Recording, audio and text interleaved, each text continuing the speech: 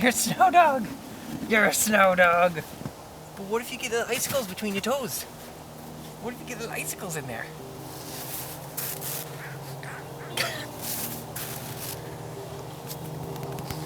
Come on, push.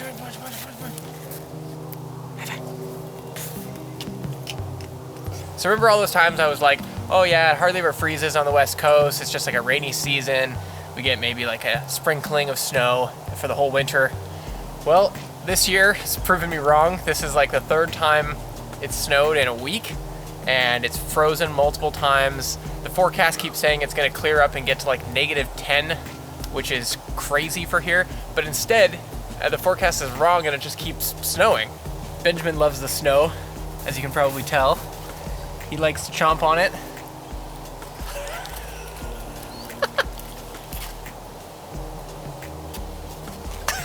I don't know why it's so hilarious to me.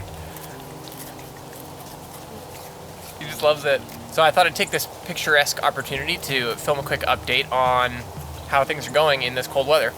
Oh yeah, and Kiva's not here because she's actually on a trip with her sister right now in Mexico, sending me pictures like this.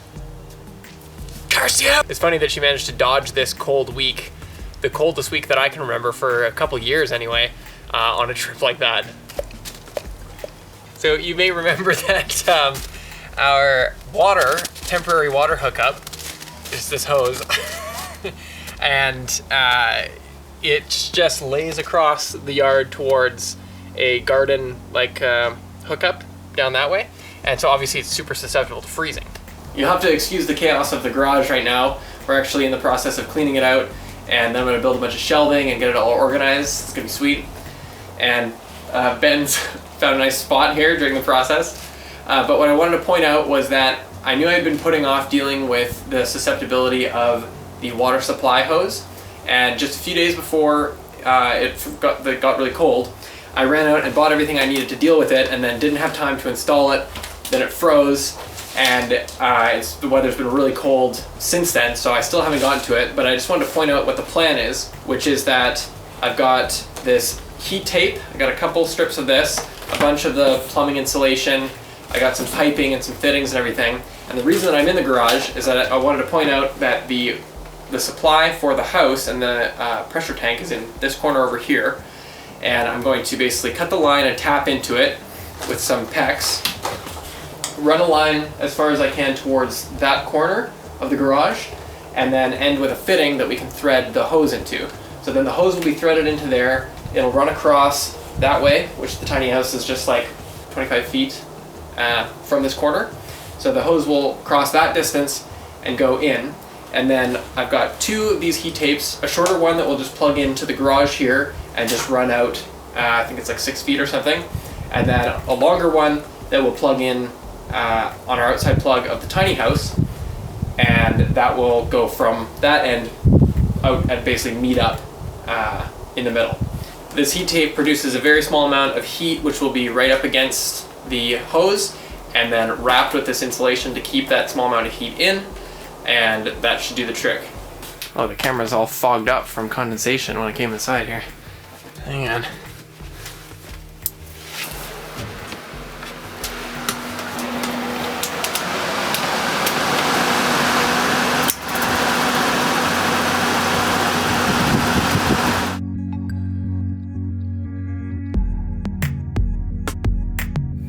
It took us a bit by surprise the first time it froze. We weren't ready for it, and it lasted for almost 2 full days before the weather warmed up enough for it to thaw and get water running again. So now we are taking a preemptive step of leaving a trickle going. I've had this trickle going for a couple days now, actually, straight, because I just don't want to deal with having no water again. And it's actually funny, you can see, because we're on well water, even though it goes through a filter, it very quickly has deposited a streak there. And the reason I've got it against the side is just so that I'm not hearing this all the time. I'm just putting it against there. And it's actually worked totally fine so far. Hasn't been able to freeze with that much water flowing. And also point out the amount of condensation here, because it's very cold water that's coming through. So this metal faucet is very cold and it's creating a lot of condensation. And just look how that little trickle is actually melting the snow around the hose here. There's Benjamin being a very good boy in his bed. But I was wondering if maybe he wanted a treat, like one of these dentist sticks here. I wonder if he'd be interested. Oh.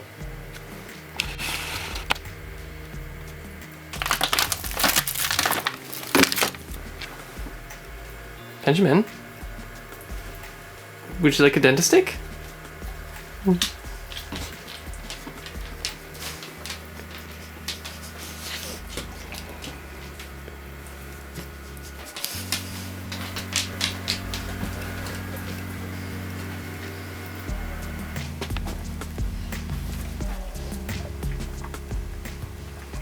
Another thing we've noticed in the cold weather is, I have to turn down the brightness here so you can see, the condensation on the windows is quite intense.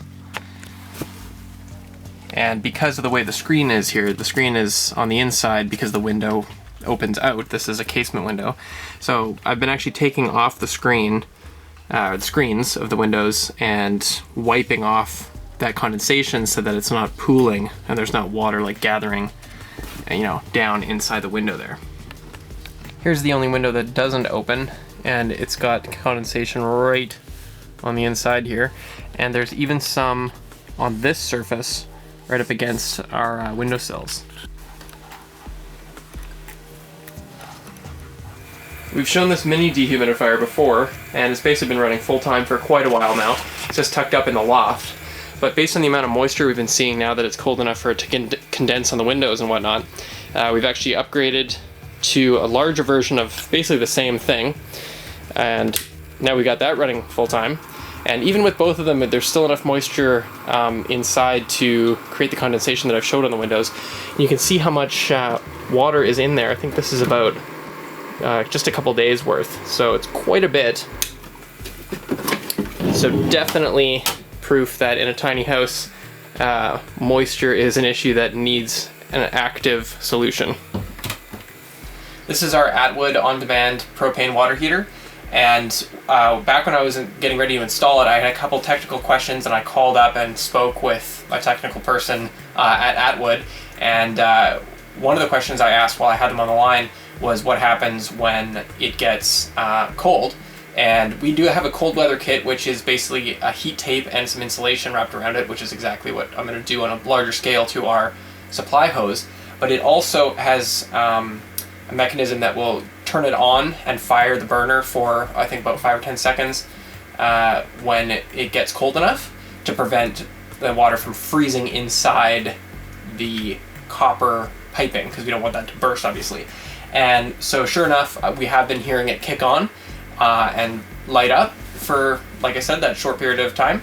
And so that's a good sign that we know it's working, so we're not really worried about if something bad's going to happen if this gets too cold. So just now when I was underneath the table doing a clip of the water heater, I glanced over and noticed how much condensation is on our supply piping. Look at this. And it's also all down the drainage tubing. And the floor is quite wet. I'll get my slippers out of the way. Now we actually left this piece of paper down here so that we could see if there were any leaks. And the paper is completely soaked and the plywood is all wet. So this is pretty bad, but this has only been dripping for a couple days because what's happening here is because the water is flowing to prevent it from freezing, there's constantly fresh cold water coming into these pipes and then also fresh cold water coming down through the drain. But because what would normally happen is you run the water for, washing dishes or washing your hands or whatever, and then you shut it off and the water is sitting in there, and it wouldn't take very long for it to acclimatize, like take up the ambient heat of the inside, warm up, and be an equal temperature to the room, and then there'd be no temperature differential to create condensation. So at least I know this hasn't been going on for that long, but I need to get under here and soak this up. Part of the problem too is that, I'm just gonna move the camera here. The reason we didn't see this is because we had this fan in the way.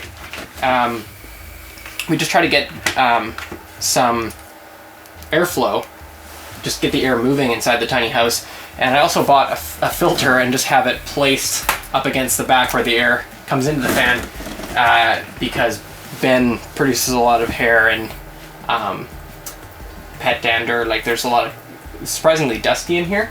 So this has just been running to try to mitigate that, and also to move the air around, like I said, so that moisture and condensation doesn't settle. At least it's moving around and can get picked up by the dehumidifiers. But there's clearly a lot of moisture in the air, enough that it's condensing on our plumbing there. And part of the reason that it's so bad is because we still don't have our air exchanging system built. So this is a temporary solution. I think I am actually going to do some kind of filtering thing because, like I said, the amount of hair and dust that we've found, just something that we've learned from living here. We didn't have a plan to have a filter, but I'm going to now. But the air exchanger is something that was always planned, and its purpose is to bring in fresh air from the outside and expel air from the inside. So that would be running constantly, so at least we'd be expelling some of the moist air inside, which we're not really doing right now. We're only churning it up with the fan, so moisture is staying in here, even though I haven't really cooked much in the last couple days, with Kiva being gone as well. The amount of moisture being put into the air has been quite low. Like, there's been one less creature in here, and it's just me and Ben breathing out to produce moisture. Practically nothing being cooked or boiled or anything, but there's still a lot in here, so that's what I've found so far.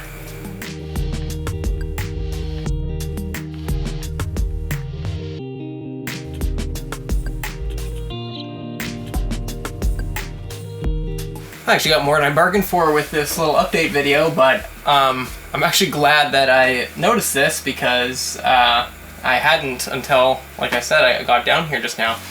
So what I'm going to do is I just try to sop up what I could. I'm going to throw some rice on the floor here to, because I've got some, and it's something that can absorb moisture. And then what I'll do is I'll actually turn this fan around the other way so it's blowing into this space, so at least it can pick up some of the moisture and carry it away, hopefully. The other thing is that I was going to mention, I don't know if this shot's any good because I didn't look into the camera when I just moved it here, but the furnace, which I used earlier, has been really great. So throws a lot of heat, doesn't take long if you're feeling a bit chilly to turn it on and heat it up to a comfortable level. And because it's right here, the fan, which is right there, every time we turn this on, some of the heat is going to get blown straight through, like sucked through the fan into that space, and hopefully keep it dry. And ultimately, I mean, this is just even more of a reason for me to deal with the supply hose, because we won't have to trickle it, and then, like I described, it won't be creating such a cold situation under there that condensation will be forming.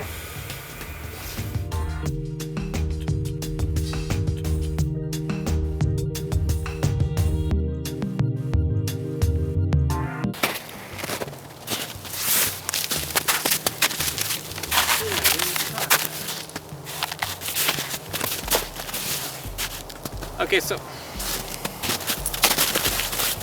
that's it for this update video. Hopefully I'll be back on track for making regular episodes, and we'll try to put one out next week, and then we'll see how the holidays go, but hopefully by the new year we'll be putting out a lot more videos and making progress. Maybe we'll actually finish the tiny nest in 2017. And now I need to release these ponies.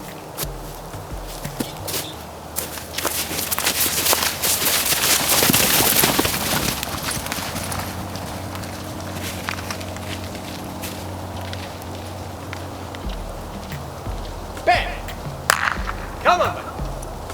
Hey! Benjamin! Don't be a bad animal. Oh, come here.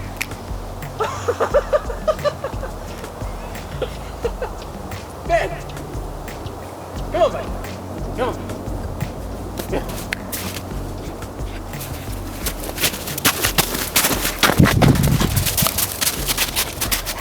Thanks for watching. Subscribe if you like what we're doing here, and turn on email notifications so you never miss a video. You can also find extra resources in the description below. We spend countless hours making these videos for YouTube. So if you appreciate our work, take 3 minutes to watch the video in the top left tile to learn some ways that you can support us for free. We'd really appreciate it.